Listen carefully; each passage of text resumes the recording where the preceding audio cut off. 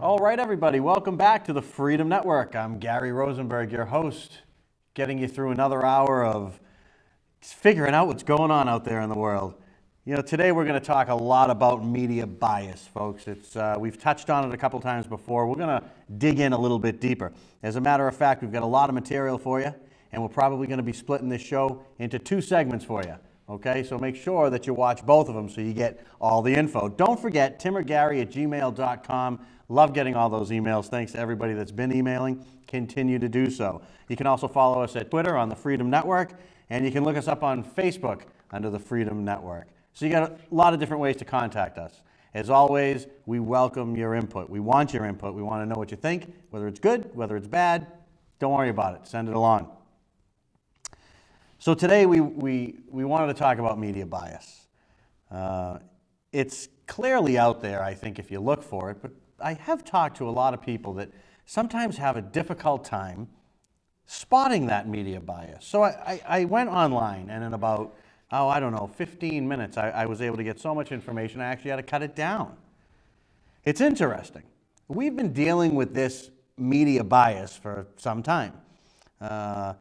If you remember back in the 90s, it was kicking and screaming that the media finally started to report on Bill Clinton. Now, whether you like Bill Clinton or whether you don't like Bill Clinton, the media is the media. And back in the day, if you will, the media would report on news items, and they would give you two sides, and you would make your decision based on what you felt maybe best represented your values or whatever the case may be. Not so true today. Unfortunately, today, we're in a situation where there's an agenda.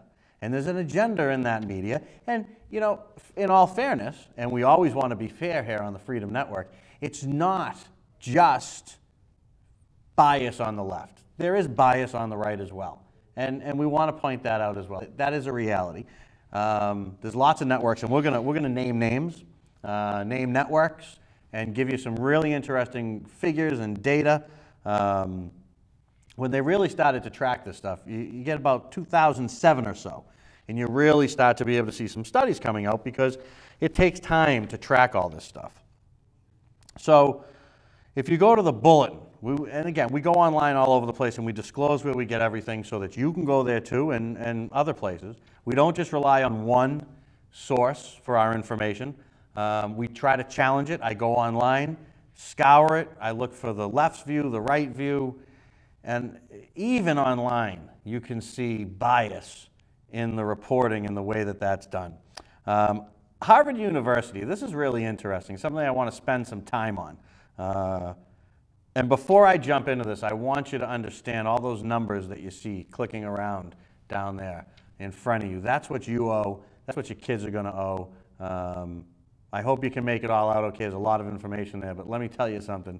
The debt is going up, and all those numbers you see going up, that's the debt. So even if you can't make about 100%, but we're going to have a great show about that and what the difference between debt and deficit spending and all that is. I've been compiling some information for a few weeks, and I'm actually trying to line a guest up on economics, so make sure that you look for that. But Harvard University, sorry to digress, first finished a study and then continued it. This was back in 2007 and then continued it along. This comes from the Bulletin, which is one of their papers. And folks, just remember, Harvard is a bastion of left-wing idealism. It's home of liberal cause after liberal cause. So when I see a study like this, I jump on and I say, I can get the other side from this. What was really interesting, though, everybody, was the stats that I found surprised me, that this would be coming out of such a liberal, or maybe in today's day and age, are we supposed to call them progressive? Is that the code word? Because liberal is not cool anymore, so maybe they're calling them progressives. You've probably heard that on the media. In any event, Harvard fits all of that. But I do respect the fact that they came out with a study that was objective and had things on both sides. So I started to read through. And I found that there were 1,742 campaign stories between January and May in 2007. That's a lot of stories when you think about it. They looked at 47 news outlets. So they really went broad. They went print, online, network TV, cable TV, radio. They went everywhere. Some results of the survey that they took. Morning shows produced 2 times the number of stories on Democrats than Republicans. So they were talking about the Democrats twice as much than they were talking about Republicans, just about. That's a 51 to 27% spread. And we're going to throw a lot of numbers around here. If you got to get a pad of paper, then get a pad of paper. If you want to go online, you can look at just look up the Harvard University study. It was in the bulletin, and you'll find it just like that. Obama front page coverage, 70% positive, 9% negative. Digest. 70% positive, folks. That's front page coverage in newspapers, 70% positive. I mean, you have to look to find positive things 70% of the time about somebody. Anybody. If there is no agenda, why not just report? Clinton, that's Hillary Clinton we're talking about, 61% positive, only 13% negative, although her negatives were a little bit higher than Obama's because we know that they wanted him to be the president. Folks, make no mistake about it. Whether you believe in a slant in the media or whether you believe that the media is objective or whether you believe one thing they are is influential. And when the media is on something over and over and over again, it will slowly turn the tide. In general, Republicans were at a positive of 25% and a negative of 40%. Come on. I mean, it's just us. You're sitting in your living room, watching. Are you buying this? Can you believe this? Do you believe the stats? Do you feel compelled to get on your computer, get up off your butt, and look it up yourself? Because you'll find it. 40% of the stories were negative. Now, you're going to say, some of these percentages, Gary, don't add up to 100%. And you're correct. But the gap are your neutral stories. And I found that when we look into the media and their reporting or lack thereof, we will always have that no matter where we go. They don't usually say you're neutral. So we've got 70 to 9%, we've got 61 to 13%, and we've got 40% negative stories on Republicans in this time frame. Don't forget, that's in just this time frame. So I continue to read on and see what Harvard University had to give me for facts and figures. PBS produced 0 stories of a positive nature about Republicans during the survey time. 0. Not one positive story that they found during the survey time on PBS. Not one. That's public broadcasting, right? How do you serve in the public if you only let one side on the air? How are you doing a justice to the public?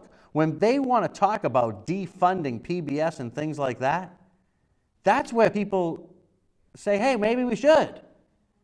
Because you're biased if you're at PBS. That's what you are. You can't run from it. You can't hide from it. It's in black and white. They couldn't find a positive story out of PBS. CNN programming had negative stories about Republicans by a margin of 3 to 1. 3 to 1, folks, on CNN. CNN coverage of John McCain was 63% negative compared to only 8% negative about Obama. Are you digesting these numbers? Are they making you sick? Maybe I should have put a disclaimer on that you should get a bucket because it will make you sick. These are the people that are shaping minds. These are the people that are on TV day in and day out. Kind of reminds you of how societies get taken over. Usually the media is taken over by the government. In this country, the media is a willing accomplice to the government. Liberal talk radio is failing, and it's failing all the time. And I'm going to stop. I just want to tell you a quick story, and this is a fact, okay? Radio, which I happen to know something about, radio is a for-profit business in most cases, and in order to turn a profit, you've got to sell advertising. To sell advertising, you've got to have content that people want to listen to. Because in order to have a show, you have to have an audience. So there's an old saying in the advertising world, you put enough butts in the seats and you can sell them anything. So the venue becomes almost secondly important to how many people you can put in the seat. Well, let me tell you, if you can't keep listeners, you can't keep sponsors, you can't keep shows. So when you hear about a radio being right-wing, it's all right-wing, you know why it's right-wing? Because it sells. Why does it sell? Because people listen. Why do they listen? Because a majority of people, whether they identify themselves as left, right, Republicans, Democrats, sit a little bit on the conservative side in this country. They don't vote that way all the time, but that's kind of where they sit. So if they're going to listen to a talk show, maybe much like this one, they listen to things that interest them, that challenge them, that are well-produced, that are interesting and fun. Okay, well, when you have Bernie Ward on the radio in Boston, which you did back in the early 90s, he lasted a few months and he was gone. Why? Because they couldn't sell it. Why? Because there were no ratings. So don't let people tell you that the right has taken over the radio, because that's not true. It's what the people want to listen to. Don't forget, the radio is much different than television. It's a much different medium. So, baloney when you say to me that the right wing has taken over the radio. That's a for-profit business that can't be sold at profit when you put left-wingers on. That's a fact. 100% negative about McCain and Giuliani on what liberal talk radio they could find. Edwards, Obama, 100% positive. Okay, well, they call it liberal talk radio. I would kind of expect that. What was interesting, though, see, this was interesting. Conservative talk radio is also biased. Absolutely, positively is biased. But they do talk more balanced. According to this Harvard study, Obama had more positive stories than Giuliani at 27.8 to 25%. I think that conservatives get more into the truth in broadcasting, and that's what gets them in trouble with their base, if you will. That's what gets conservatives in trouble in politics, because they don't always toe that party line. I'm going to tell you something. The Democrats are a well-oiled machine. They got it all lined up. They know exactly what they're doing. On the right, you've got a lot more splintering and division. And that's because the right stands for that individuality, that being able to do your own thing. So it does tweak it. But more positive stories, unbelievable that Obama had more positive stories than Giuliani by almost 3 points on conservative talk radio. Don't tell me that a conservative isn't objective. This is from Harvard University. Conservatives on talk radio, in my opinion, okay, will slant right in most cases. This study by Harvard leaves it just a little bit up in the air, though, because on one side you've got the liberal talk radio, and on the other side you've got the conservative talk radio. But on the liberal talk radio, folks, there's 0 positive stories. There's 0, maybe this person has a point. But on conservative talk radio, statistically speaking, according to Harvard University, that's not the case. You know, it just blows my mind that we allow ourselves, well, I'm not going to say we, because I don't. And if you watch the Freedom Network, you probably don't either. But so many people are just led like sheep. Like sheep. They just do as they're told. Very dangerous.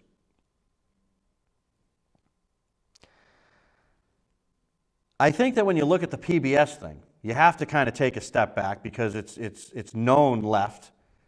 It's constantly left. But let me ask you a question. A private station, do what you want. A public station should have all opinions on that. Anybody should be free on a public station to air their opinions. Hell, it's a public station. But 0 stories were found by Harvard.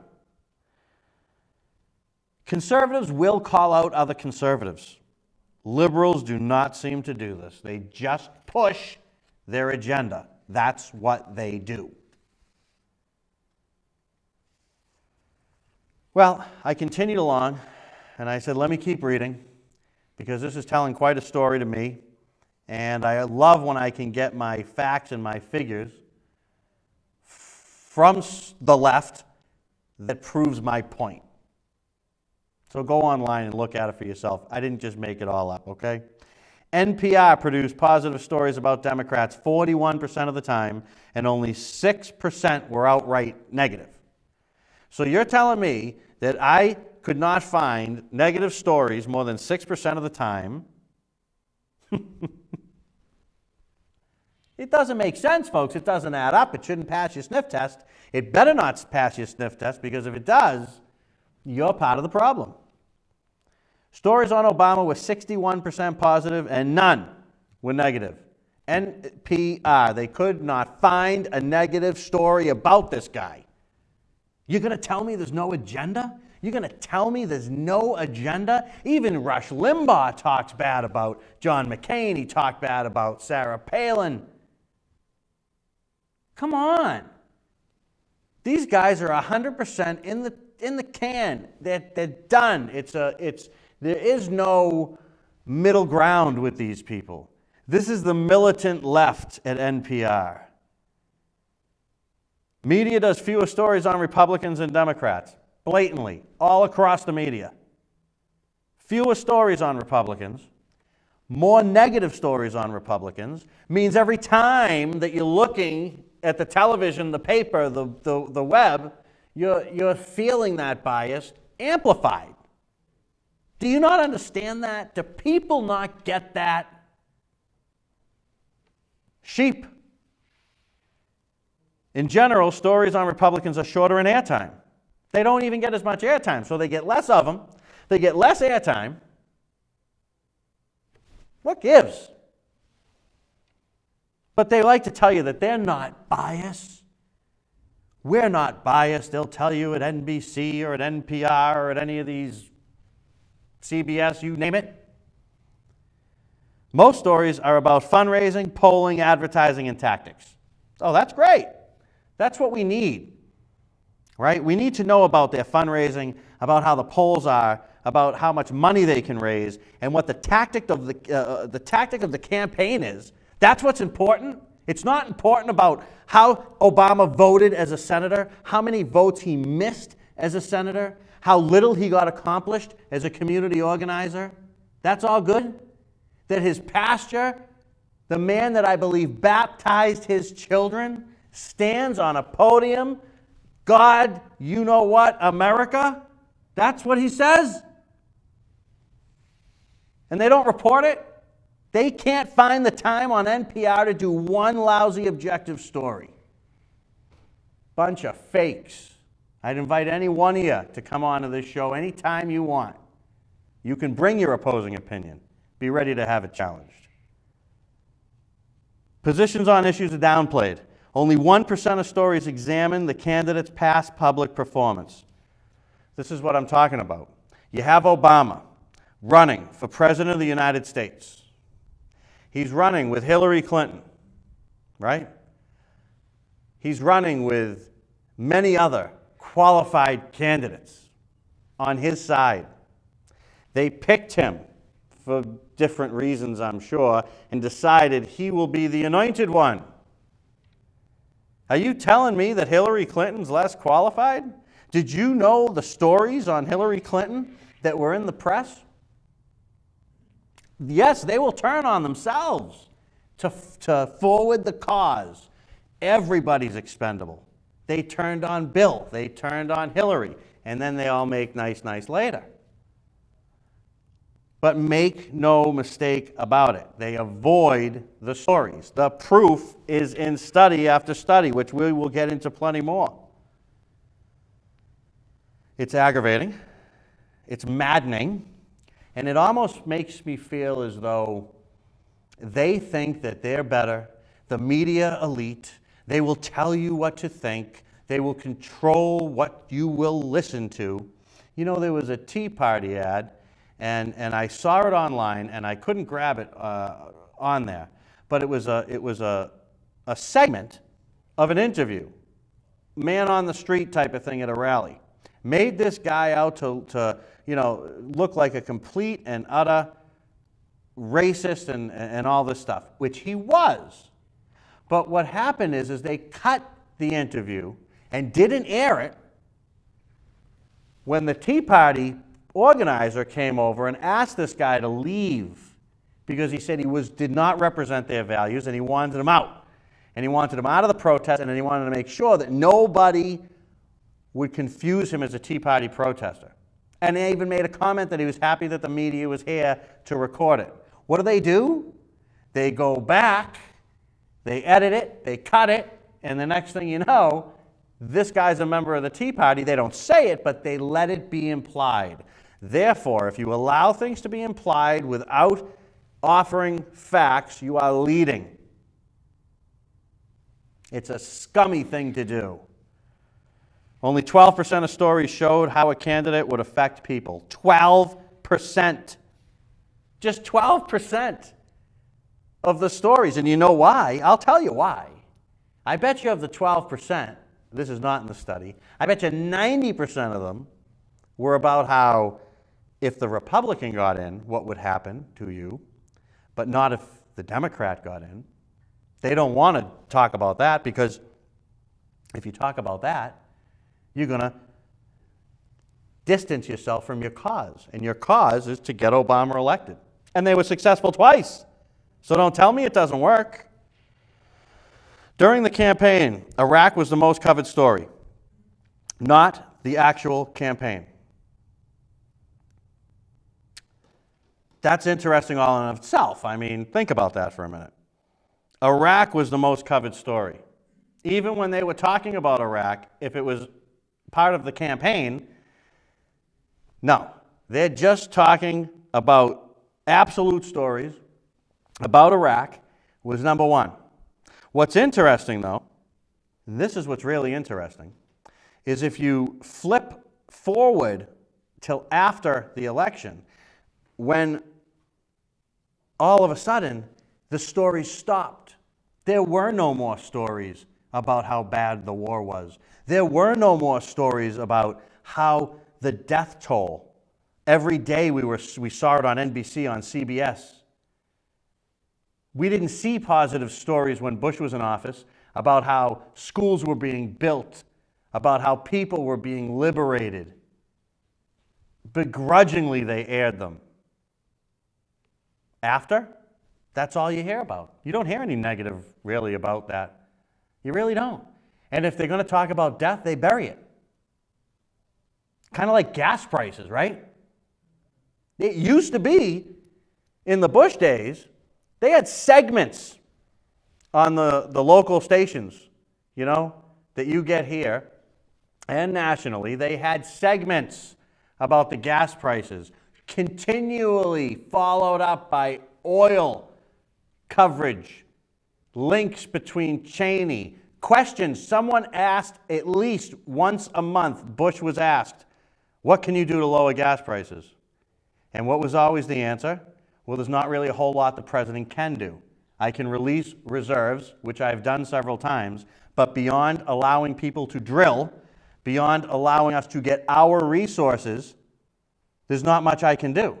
And that was unacceptable. They just asked Obama the same question.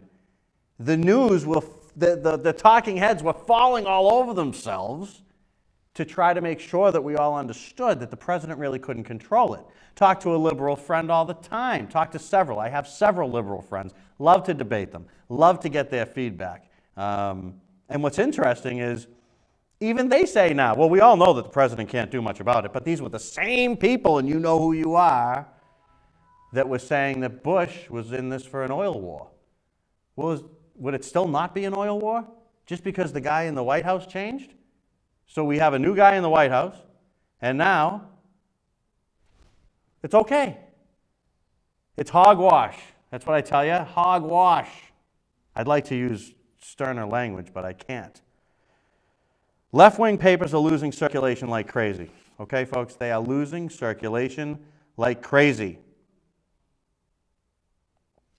And the reason for that is the same reason that talk radio slants to the right, because newspapers are very finite.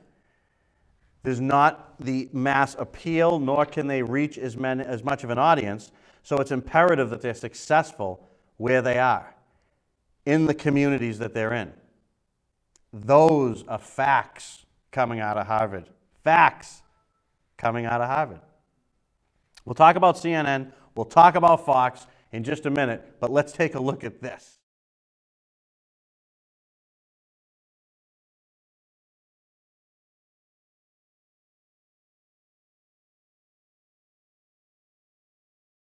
Every 4 years, ABC News brings you a personal portrait of the presidential candidates.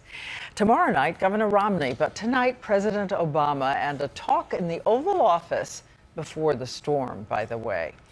We begin this interview, though, 4 years ago before the election, when I surprised the then candidate by creating a mock photo of his future as it might be. I have to say that I have fewer gray hairs than I anticipate. But as we know, that desk is exactly where he ended up. And he was right about the gray hair. Every morning, do you have something you say to yourself, or you're not a ritual kind of guy? No, you know, this walk never gets old. It always reminds you of what incredible opportunities you have to do something that's going to make a difference in people's lives.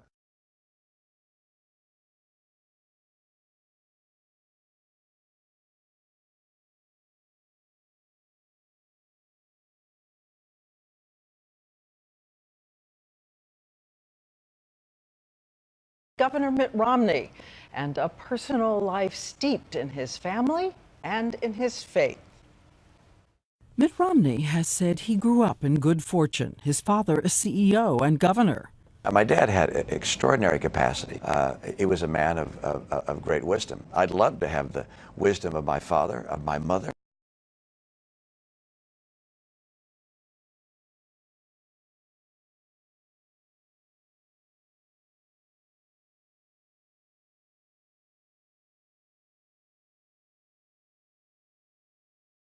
Governor Mitt Romney, and a personal life steeped in his family and in his faith.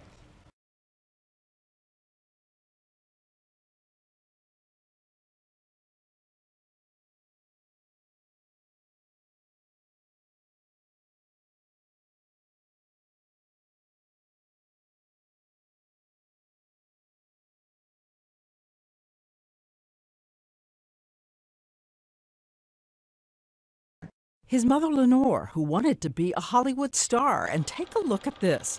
We found old footage from MGM promoting their new find.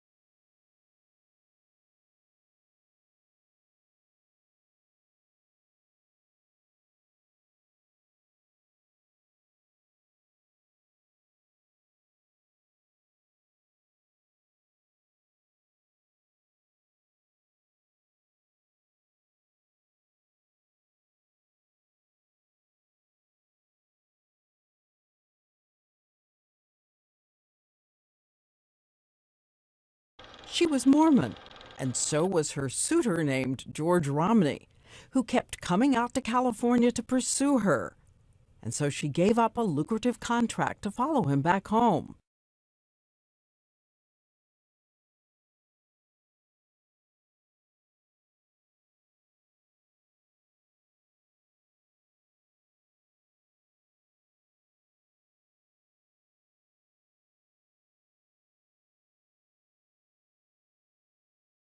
This unlikely president, who credits the strong women in his life, his grandmother who tried to work her way up at a bank, and his single mother who taught him, in this world, anything is possible for any child. My biggest regret is that she never got to meet her grandchildren. She would just gobble them up. She died of cancer and never saw her son win an election. And what would his father think, the charismatic economist from Kenya, who was also an alcoholic who abandoned his son? You wrote in the book, every man is trying to live up to his father's expectations or make up for his father's mistakes. Yeah. For you, both? Both.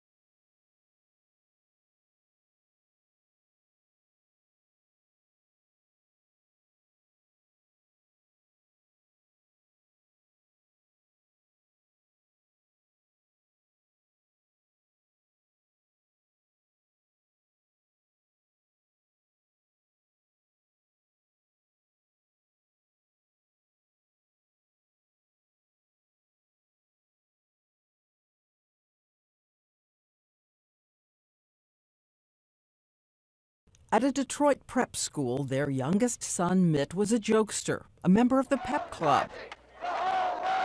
At liberal Berkeley University, he made headlines for protesting against the people who were sitting in against the Vietnam War. But Romney deferred military service to fulfill his Mormon duty and served as a missionary in France.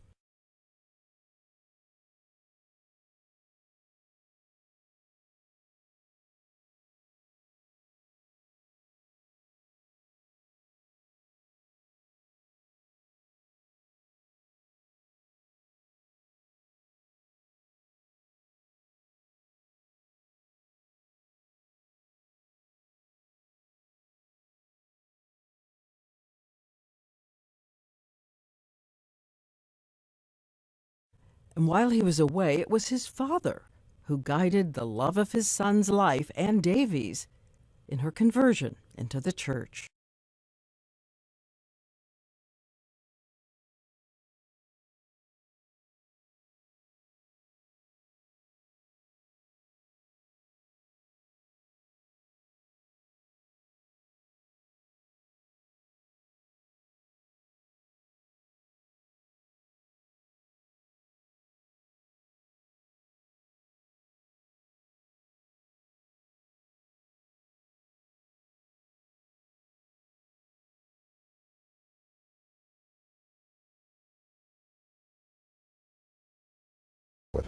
Have you thought what you would say to any new president coming into this office? The only thing you carry into this office is a moral compass.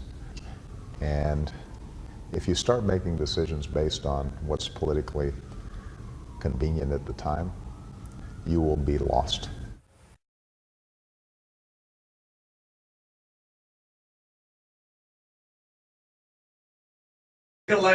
In our interview with President Obama, we ask his message for any new president. And tonight, what Governor Romney said in that previous interview when I ask his message for the man in the Oval Office now. Start packing. That's what I'd like to say.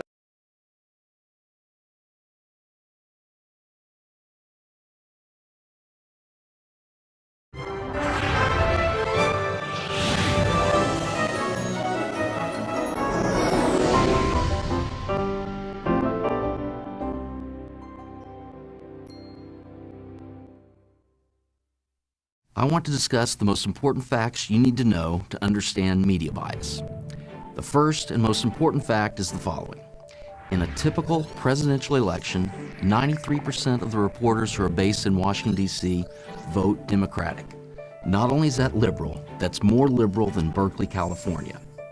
Now, journalists will tell you just because we vote liberal doesn't mean our reporting is liberal. That's a fair point, and I'll return to it in a moment. I'll show how the reporting itself, not just the personal views of the reporters, has a liberal bias. The second important fact about media bias involves how the bias is perpetrated. In general, the problem is not that the media report false things. Rather, it's that they fail to report some important true things. For instance, you might remember a man named Van Jones. He was appointed by President Barack Obama to be the country's green job czar. Van Jones was so radical that he once admitted to a reporter that he was a genuine communist.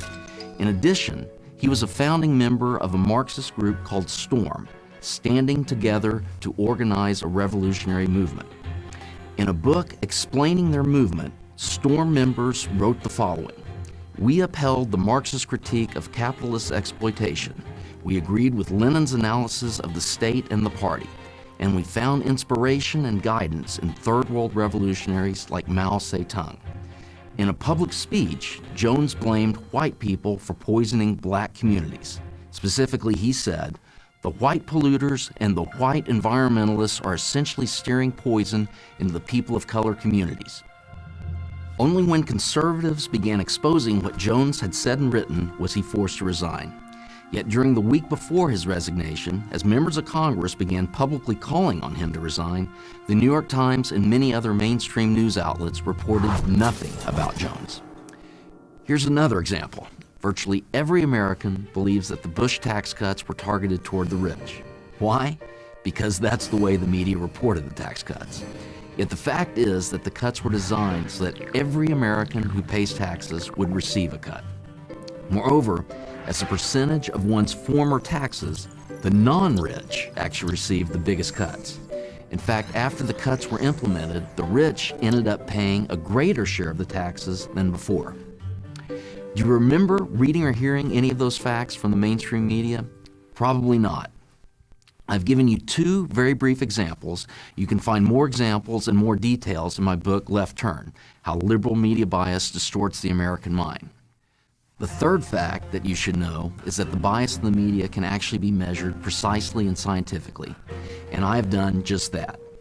To see this, you first need to understand the notion of a political quotient, or PQ.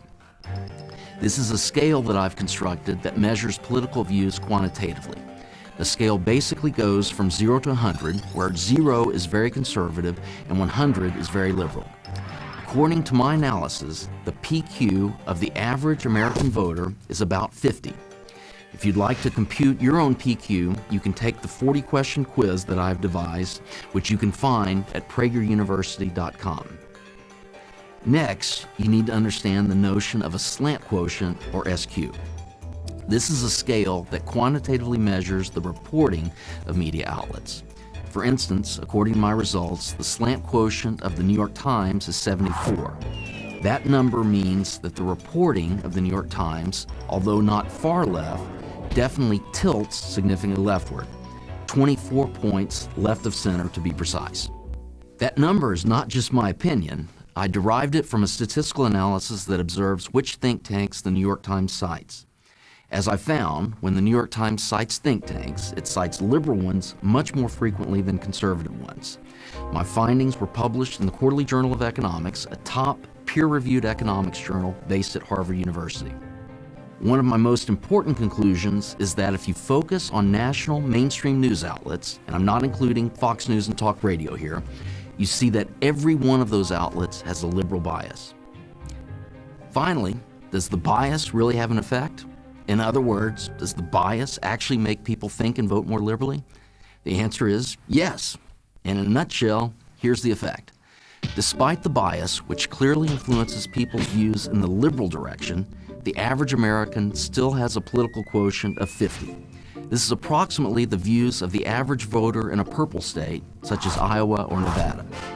But if we could magically eliminate media bias, then according to my results, this would cause the average American to move about 20 or 25 points to the right. If that happened, America would think and vote not like the average purple state, but like a solid red, that is, conservative state. So if it weren't for media bias, how would America look and think politically? According to my results, approximately like Texas. I'm Tim Grosclose, Professor of Political Science and Economics at UCLA for Prager University.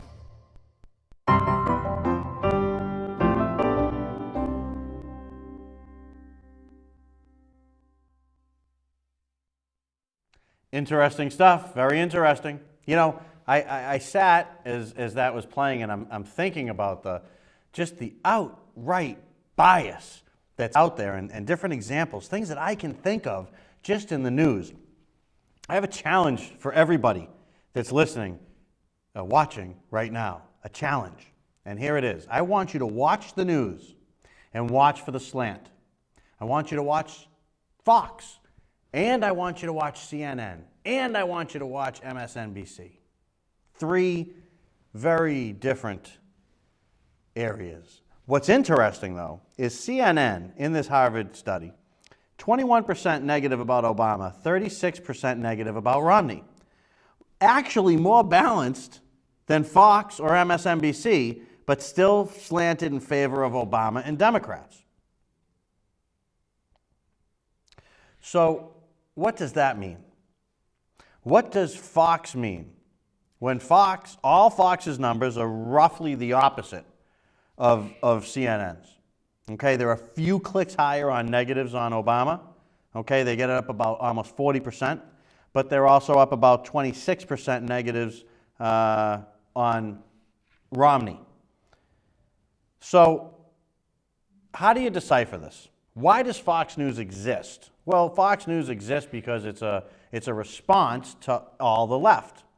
So whether you go a little left, somewhat left, unbelievably left, once you go to the left of center, you have every single major television network.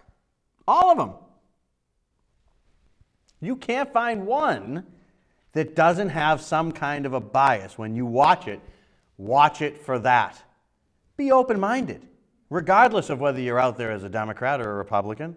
You'll see it if you're a Democrat more on Fox. You'll see it if you're a Republican more on MSNBC or CNN or NPR or ABC or NBC or CBS.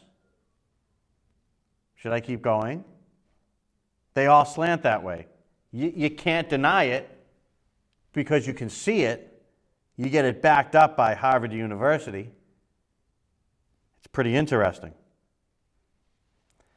Now, I have more stuff that I want to go over with you. But before I do that, folks, I have to change topic just for a minute. The Oscars have come and gone. Okay? I wanted to touch on it. Personally, I found most anything having to do with Hollywood just a little too elite for me. The hypocrites that all fly in and fly around on their private jets, and they drive around in their little rabbit cars because they want to leave a small carbon footprint. They don't understand, though, that they're charging their cars by plugging it in. They don't understand that that power still has to come from somewhere, probably from a coal-fired plant, maybe nuclear.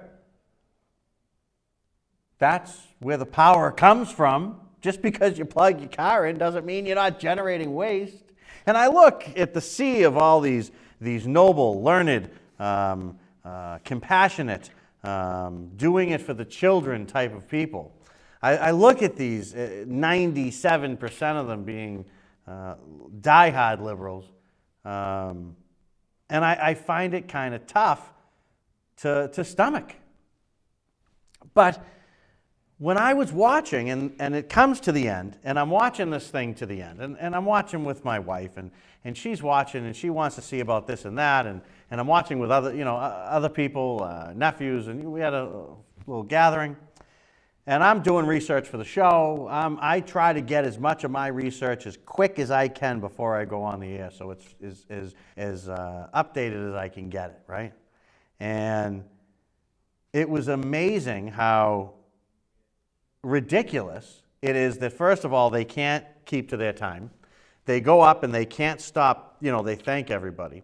They have this self-proclaimed nobleness that disgusts me that comes out of California. It disgusts me what comes out of Hollywood, most of it. But when Michelle Obama gets involved in the act, I mean, we can't make a move without the Obamas in our face. We can't we can't watch the Oscars without Michelle Obama being part of the show. At what point do we break away from the media as news and the media in general? The download of information that you get, story selection on magazine shows, things like the Oscars that are not political, made political. It's like they're king and queen, and you can't get away from them. They're in every part of your life. There is not a news segment that doesn't go by that doesn't have the government, Obama himself, his wife, Biden. Somebody is gonna do the right thing and fix your day, or they're involved with this. My God, we had the Bear Summit. Remember the Bear Summit? What president gets involved with that kind of malarkey? He's the president of the United States. He's certainly not a states' rights guy. When I look at the coverage that's in the media about Obama, it is so blatant that I don't understand why there's not more of an outcry. Why there's not more of a what's going on from the citizens, from you. Get me the feedback. Tell me if you read this Harvard study and you think that I'm wrong or that I've misinterpreted anything that they had to say in their study. timagary@gmail.com. That's where I want you to send the information. Whether you liked it, whether you didn't. You want to challenge it? You don't. Your ideas are welcome here. Obama, part of the Oscars. Yeah, I'm going to move on, but I can't move on because I can't get past the fact that we now seem to have this king, this anointed one. I mean, this guy might as well be the second coming. This must be the Messiah because he's going to save us. We were told we'd have better race relations. Do we? We were told that he would fix the economy. Did he? We were told that he didn't vote for the surge. He was against the surge. He took full advantage of all the credit for the surge. He likes to use the word I. He loves that word.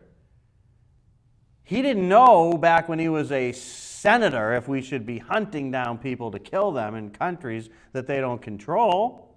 But he had no problem giving the order to kill Osama bin Laden. I say let him rot in hell. I don't care who killed him, whether it's a Democrat or a Republican administration. I want the job done. But they made a political thing out of it. And the media, the willing accomplices in the media, they go right along with it. Well, absolutely, yes, Mr. Obama, however you want that story to work out. Tell me, find me negative stories from the mainstream media that are truly negative stories. How about when Diane Sawyer introduced the segment? She had a segment on Obama and she had a segment on Romney. And she introduces the segment on Obama about, so softly and so warm. And you know how she gets. And she's like, now we have Mr. Obama, like, give me a break, lady. And when she goes and she introduces her segment the next week or the next day or whenever the heck it aired about Mr. Romney, it was, and now we're going to talk about Mr. Romney, steeped in religion, steeped with an upbringing, steeped in religion. They talked about religion. You can't talk about Obama's religion because it leads you down one of two paths, folks. You either go down the path of people thinking that the guy's a Muslim, which I find just offensive. What would the difference be? Why would you perceive that as a problem, media? Unless that is a problem. I don't know. Tell me if you think that's a problem. I'm not so sure I do. But you go down the other end and you come to the Reverend Right. You can't have the Reverend Right. So we won't talk about religion when it comes to Obama, but we will definitely talk about religion when it comes to Mitt Romney, especially because he's a Mormon. And we can talk bad about Mormons. We had more negative. They could not say the word Muslim on TV for a long time without backing it up with some kind of a genuflect or a it's really okay though, this is not really what people think, or they had to have something. But they can talk about Mormons all they want. They can talk about all that. Christians the same. You can just say anything you want about Christians. My goodness, they had the urine Christ that with the urine on the sculpture and the paintings and my good Lord, you can have and say anything you want about Christians. You can say anything you want. Doesn't matter. Not a problem. But you can't say anything about Muslims. You can't say anything bad about anybody that might be part of that protected class. We don't want to offend anybody. Really? Why don't you want to offend anybody? If you don't want to offend anybody, you can't report the news, man. If you're not going to offend people, how do you report the news? Somebody's going to be mad because somebody wants red, somebody wants white, somebody wants black, somebody wants blue. So as you report this stuff, as you do this stuff, you're going to incite debate. You're going to make someone, hey, this really upsets me about this guy. But if you sugarcoat everything, then you push that agenda, here you have a community organizer turned state senator, turned U.S. senator that missed half his darn votes, becomes the president of the United States twice? Come on. This makes absolutely no sense. Not unless there was a plan. Now, do I think they all sit around in a boardroom and they get together and there's this big conspiracy and they decide all this? Because people have challenged me on that when I talk about the media. And I have an answer for that. I don't believe that there's a boardroom somewhere that contains all of these people from ABC, CBS, NBC, NPR, CNN, MSNBC, blah, blah, blah. There's no meeting that takes place, but there is a hiring process. There is a content editor. You hire people that agree with the content. You hire people that are known on the left. And you perpetuate it all by itself. They have contributors that are weak. One thing I'll give Fox, they have great Democrats that they have on those shows that really do a good job articulating their point. But you know what? Where are the great Republicans on CNN? Where are those? Bill Maher on HBO has the most slanted setup show I've ever seen. Because when he brings in these Republicans, they're the weakest that you can find. They're going to lose the debate, but they want to be on TV, so they go. You don't see him bringing real power there, do you? And if he does, he backs it up every single time with what? A real powerful Democrat. Where is the outcry where they think that Rush Limbaugh is so out of control? Where's the outcry on Bill Maher? Where are the media stories on him? Where are the stories about his bias? You won't find any. You're not going to find them. This is a topic that we're gonna have to split up into two shows, folks. So we're going to continue on with this, and you're gonna see it on the next show. I want your feedback, folks. Please, timandgary@gmail.com. If I've struck a nerve, if you agree with me, if you hate me, if you love me, I don't care, but let me know you're out there. It's important. It helps us to frame the show. We do this show to bring the truth out. We do this show to expose things that otherwise would not be exposed. That's why we're here. You are part of that process. Local, national, regional, statewide. You've got issues, send them to us. We look into them. Follow us on Twitter at the Freedom Network. Look us up on Facebook, but communicate with us. One of the things I love the most about doing this show is the ability to interact with you. So everybody's got a computer. Even if you don't go on Facebook, if you don't go on Twitter, if you've got a computer, I think it's safe to say, you certainly have email. So email us. We've been getting emails. People have been coming up with some great ideas. I respond to everybody. You will get one back if you email me, that's for sure.